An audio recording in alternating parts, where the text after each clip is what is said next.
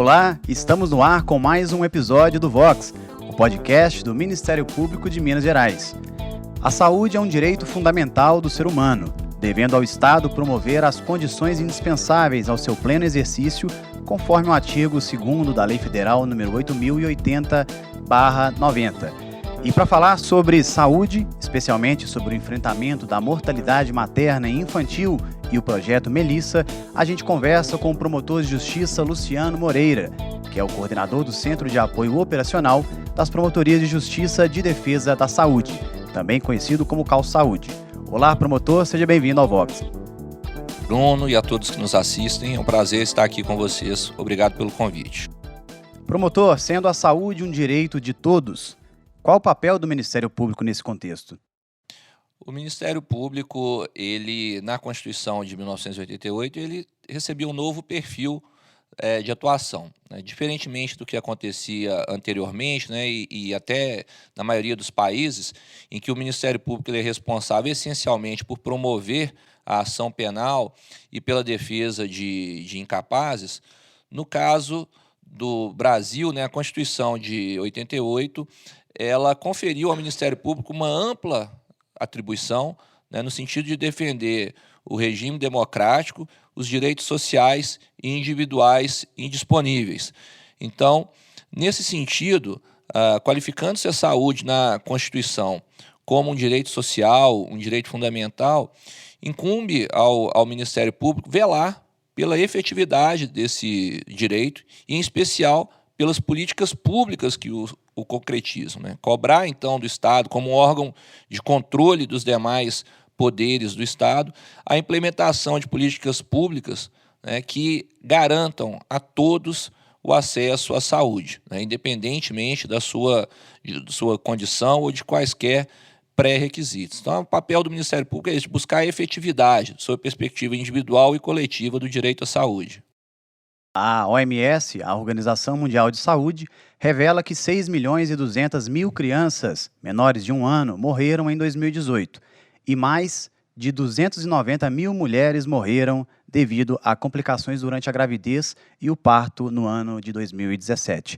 Promotor Luciano, poderia explicar para quem nos acompanha a definição e o enquadramento de mortalidade materna e infantil e quais as suas principais causas? Bom, Bruno, esse é um tema essencial. Quando nós falamos de mortalidade materna e infantil, nós estamos falando de indicadores que dizem respeito não só à saúde, mas à qualidade de vida que as pessoas levam, né? A morte de uma criança, a morte de uma gestante, né, de uma mulher em idade fértil, uma mulher jovem, ela deveria ser tratada pelas sociedades como uma tragédia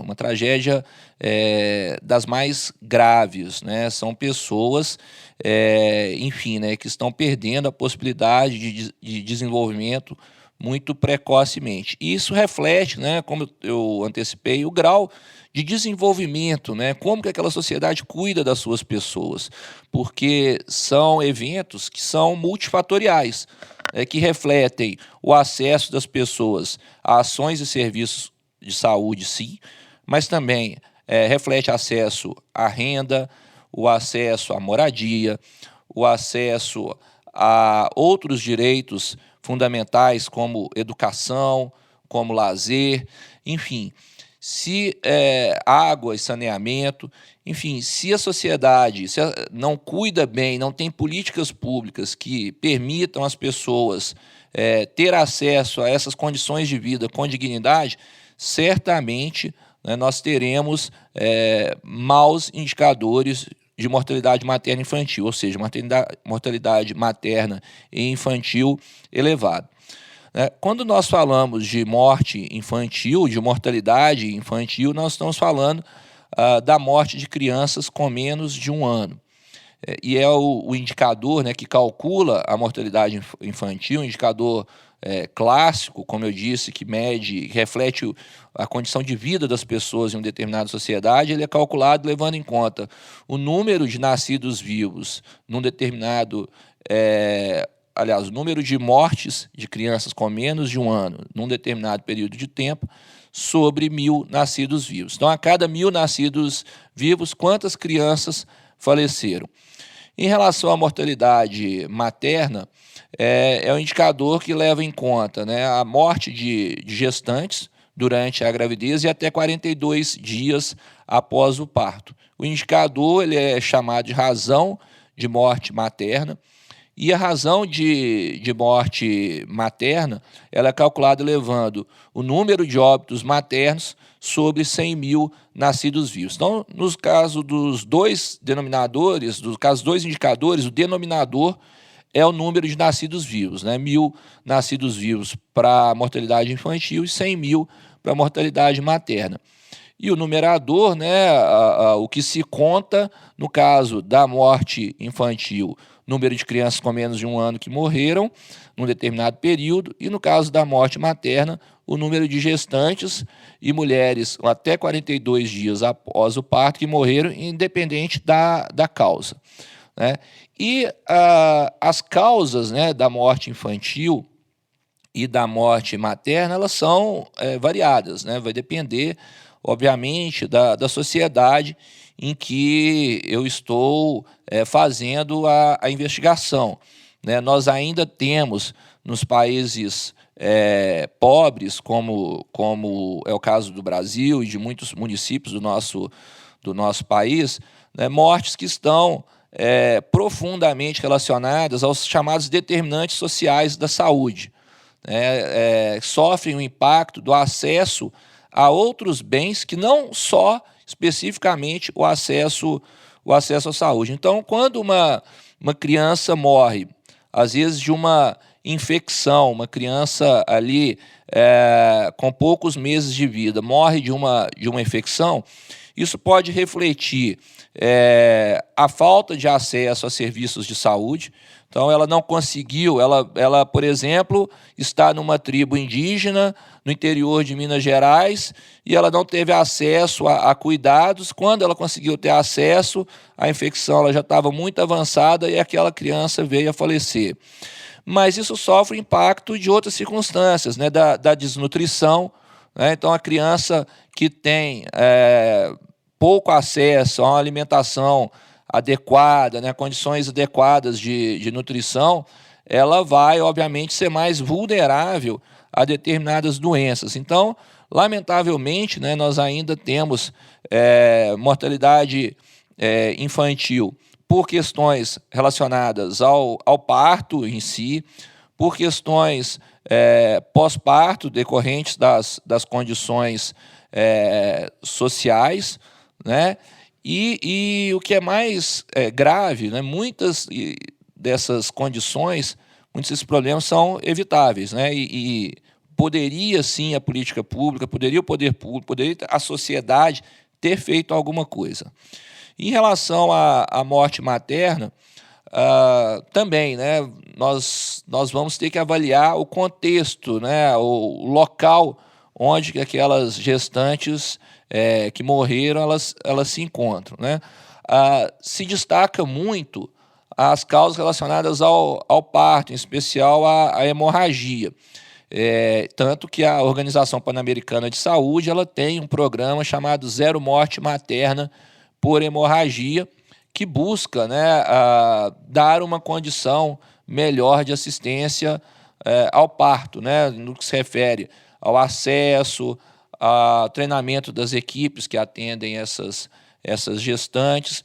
Então, enfim, o que eu acho que é importante a gente ressaltar aqui, que são dois assuntos extremamente interligados, da maior relevância, né, e que o profissional do direito, nós estamos aqui numa casa do sistema de justiça, e que o profissional do direito que lida com a saúde, ele precisa se preocupar. Nós estamos falando de temas que estão relacionados à Agenda 2030, que propõe objetivos de desenvolvimento sustentáveis para todas as sociedades, né? E a redução da morte materna, a redução da morte infantil estão entre aqueles objetivos postos, né, a todos os países, inclusive ao nosso país. Então é importante que o profissional do direito tenha essa compreensão, que nós, para além das discussões sobre o acesso a procedimentos, a medicamentos, a ações individuais, que a gente consiga ter o salto de qualidade e discutir, né, as questões que são estruturantes, sobretudo à luz das graves desigualdades que a gente vive e que se refletem nesses dois dados, nesses dois indicadores. Bom, promotor, o senhor fala sobre uma frase que é bastante pertinente, que essas mortes poderiam ser evitadas. Eu trago outro dado alarmante, que é em Minas Gerais, 64% dos óbitos infantis ocorrem por causas evitáveis e 91% das mortes de mulheres grávidas ocorrem por causas que também poderiam ser evitadas. Nesse contexto, eu pergunto, qual a importância das políticas de enfrentamento para o tema e como o MPMG tem trabalhado em favor dessa causa? Bom, primeiro, né, que esse é um dado esses são dados que deveriam chocar, né, todas as pessoas, né? E eu tenho dito com muita ênfase que a morte evitável de uma mulher, né, de uma gestante ou de uma criança, ela não é uma fatalidade. Nós não podemos tratar como uma fatalidade. Isso é uma grave violação de direitos.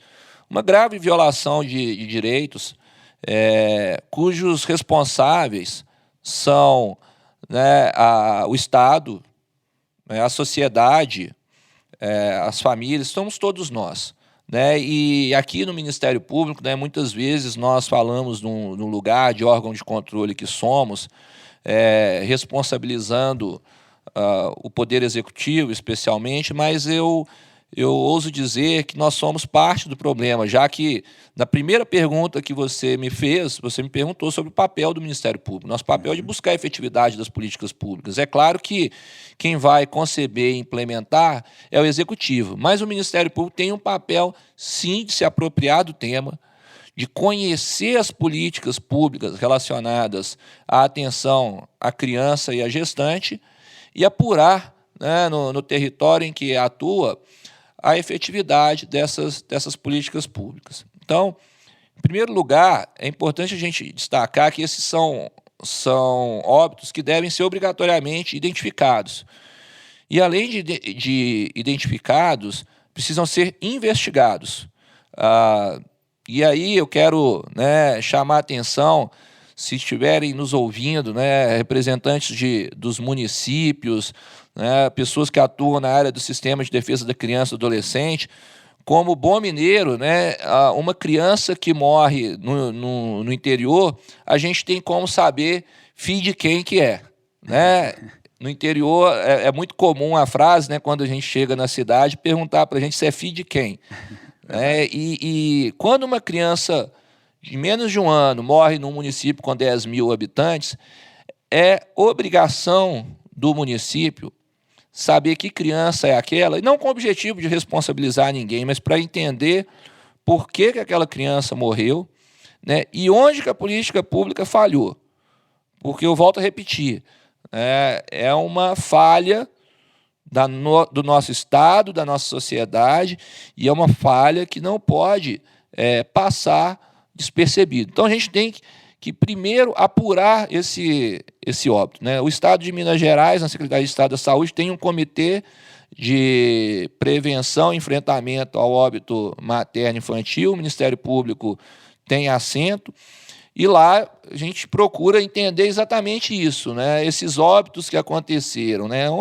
Quem são essas pessoas? E a importância de entender, né, em que momento que foi o óbito, os determinantes, e aí os fatores que contribuíram, o que influenciam na ocorrência dos óbitos. Aí eu trago alguns exemplos para vocês. Primeiro, relacionado às desigualdades. Né? O mineiro que nasce em determinadas regiões do estado, ele está mais exposto ao risco do que o mineiro que nasce em outras, ou seja, a mortalidade materna, a mortalidade infantil no nosso estado, ela não é distribuída de forma igual. Há regiões em que a mortalidade materna e a mortalidade infantil são muito mais elevadas. Outro dado, em relação à etnia e à raça, né? A mortalidade entre os indígenas, seja infantil, seja materna, ela é muito mais alta. Essas mortes elas não são distribuídas de forma igual no território, nem entre as populações, né? Então, no território, nós temos regiões em que a mortalidade materna e infantil ela é muito mais elevada, elas são muito mais elevadas. Por outro lado, quando nós investigamos etnia, a mortalidade materna e a mortalidade infantil entre os indígenas também são muito mais elevadas. Então, a gente precisa entender, né? A política pública ela está chegando a essas populações, o que está acontecendo? Outro dado importante, as mulheres nos extremos, né, nas faixas etárias de extremos, ou seja, as mais jovens e as que engravidam mais tardiamente, então de 10 a 14 anos e acima de 40 anos, nós temos as maiores taxas de mortalidade materna. Então, isso mostra a importância do planejamento familiar, né, orientativo, democrático, enfim, mas a gente trabalhar antes mesmo da gestante engravidar, né? E ainda, a escolaridade da gestante, isso é um dado internacional e que o Comitê de Prevenção ao Óbito Materno, Fetal e Infantil de Minas Gerais, nos seus cálculos, chegou no mesmo resultado. Quanto menor a escolaridade da mãe, maior a mortalidade infantil. Então, é curioso, existe uma proporcionalidade, indiretamente proporcional, né, ao inverso, o número de anos de escola e as mortes infantis. Quanto maior a escolaridade, menor a mortalidade infantil. Quanto menor o número de anos na escola da mãe, maior a mortalidade infantil.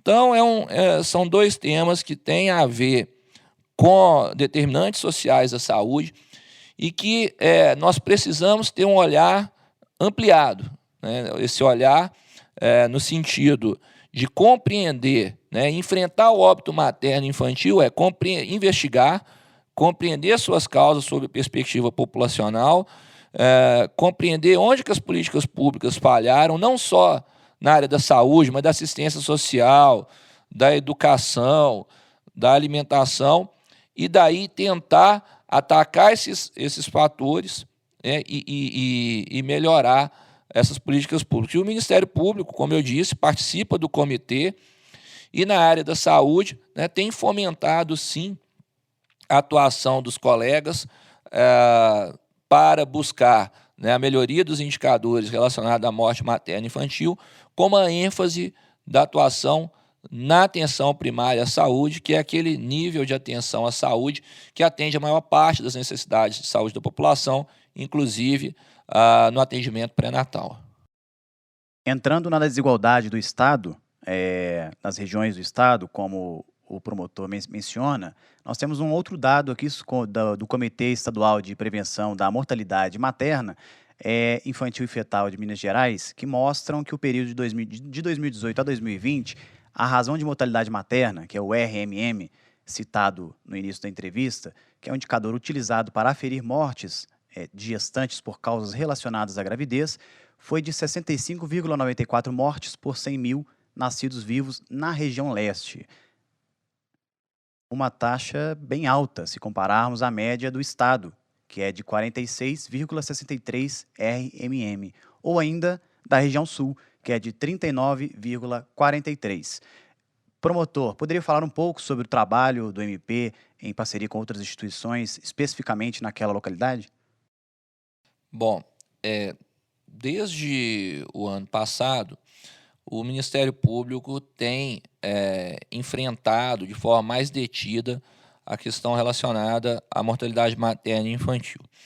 No nosso planejamento estratégico, nós temos como os macro-objetivos para a saúde o fortalecimento das políticas de atenção primária à saúde. E ações relacionadas a esse tema estão no nosso plano geral de atuação, né, para o nosso ouvinte entender.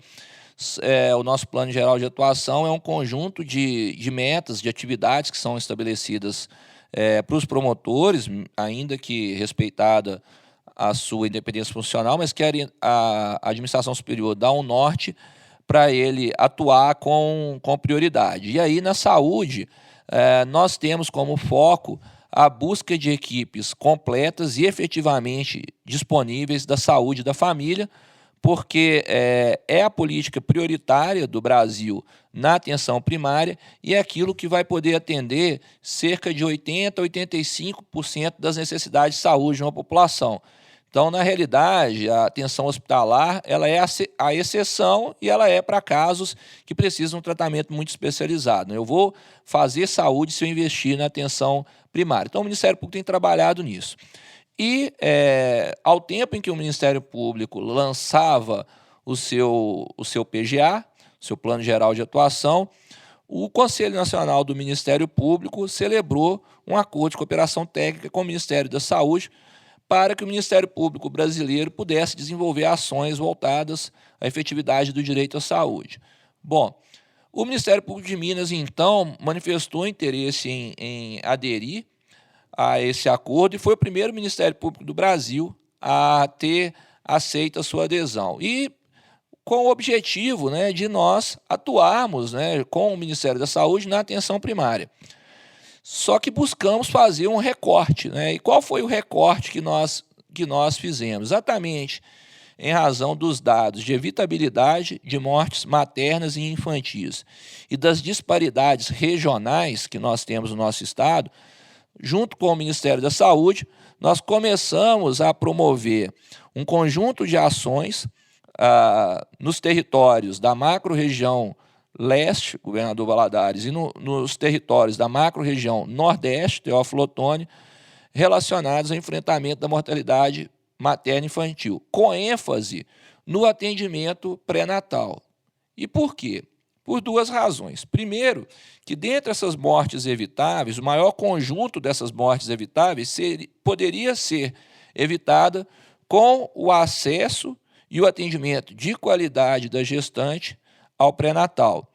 Então, se eu aumento o acesso, e aí a busca, o indicador que o Ministério da Saúde tem é de pelo menos 6 consultas pré-natais, sendo a primeira delas até a 12ª semana de gestação. É um indicador que está na política pública do Ministério da Saúde, que é a obrigação dos municípios cumprir, então, que o Ministério Público pode monitorar. Então, essa é a primeira razão das mortes evitáveis. E o segundo ponto é que nós estamos trabalhando com a atenção primária, e a atenção primária é onde, e a saúde da família especificamente, é onde as gestantes, a maioria delas, gestantes que a gente chama de risco habitual, vão fazer o seu atendimento pré-natal. Então, o que o Ministério Público pensou? Se eu melhoro o acesso à atenção primária com o PGA que a gente já tinha em andamento, buscando que a gente tenha as equipes de saúde da família completas e efetivamente presentes, atendendo a população, cumprindo a carga horária, eu melhoro o acesso ao pré-natal. E aí, nessas duas regiões, nós buscamos monitorar esse indicador do número de consultas pré-natais. Por quê?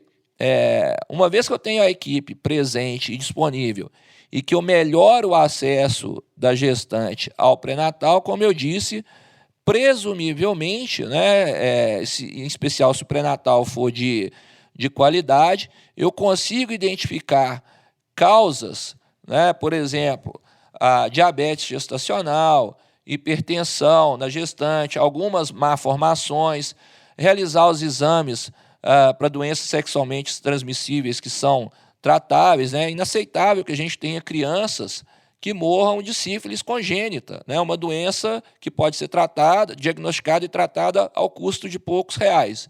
Tratamento presente na rede pública.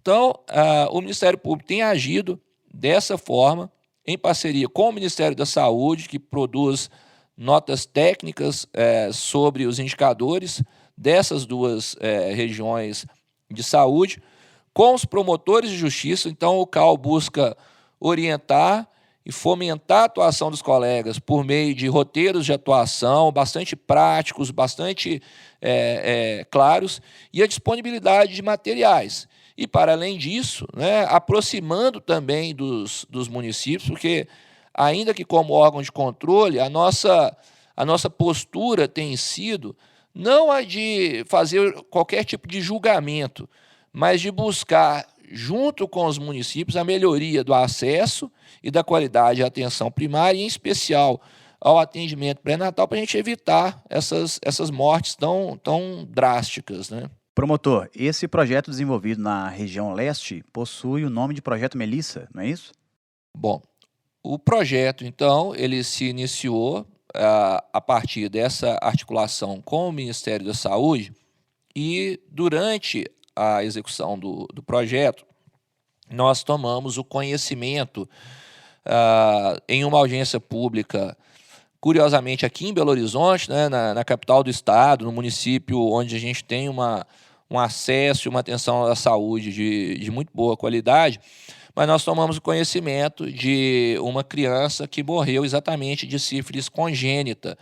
Como eu disse, uma doença tratável, uma morte que poderia ter sido evitável, e o nome dessa criança era Melissa.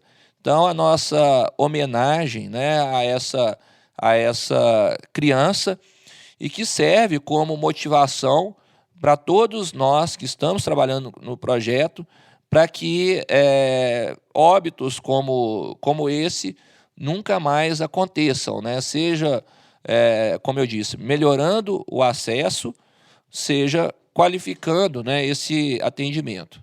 Promotor, existe um plano de enfrentamento à mortalidade infantil estadual? Sim, existe um plano estadual que foi proposto pelo Comitê Estadual de Prevenção ao Óbito Materno, Fetal e Infantil.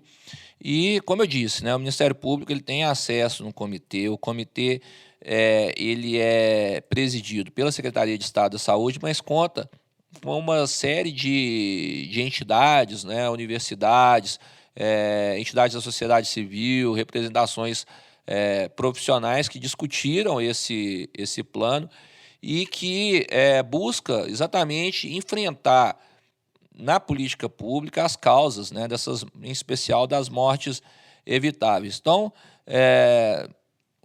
alguns pontos, né, problemas relacionados ao acesso, né, então a gente tem que verificar. E quando a gente fala de acesso, né, além de ter a unidade de saúde, além de ter o profissional de saúde cumprir a sua carga horária, existem outras questões importantes, né, a questão da acessibilidade geográfica, distância para as famílias, a questão da aceitabilidade cultural, né, é um problema que às vezes pouco se toca, né, mas vou me permitir aqui contar um episódio de uma audiência pública que eu promovi no município de Bom Despacho, quando eu era promotor lá, numa unidade básica de saúde, em que uma pessoa, né, uma usuária do SUS, uma senhora, relatou que ela jamais faria um exame preventivo com um profissional do sexo masculino.